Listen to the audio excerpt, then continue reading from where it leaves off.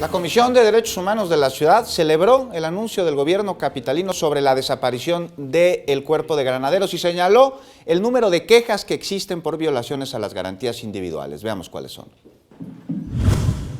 Existen 20 recomendaciones hacia el Cuerpo de Granaderos. De ellas, 13 se han aceptado y 7 continúan en seguimiento. Así lo indicó la presidenta de la Comisión de Derechos Humanos de la Ciudad de México, Nacheli Ramírez Hernández, quien también señaló se encuentran entre los primeros en recibir más recomendaciones en relación a otras dependencias públicas.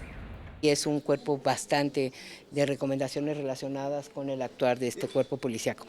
Actualmente tenemos del 2012 al 2018 han sido 355 quejas que vinculaban a este cuerpo.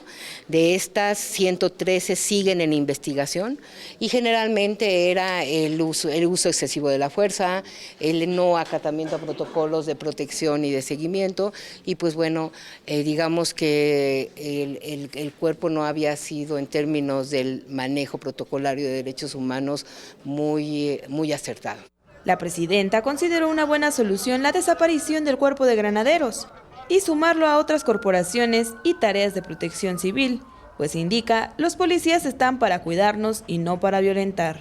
Creo que finalmente es una buena decisión, que tiene un buen impacto, digamos, visible, pero esperamos que también lo tenga, vamos a esperar en qué se procede, también en la parte práctica. El hecho de que los compañeros no se queden sin trabajo, sino que básicamente estén reubicándolos.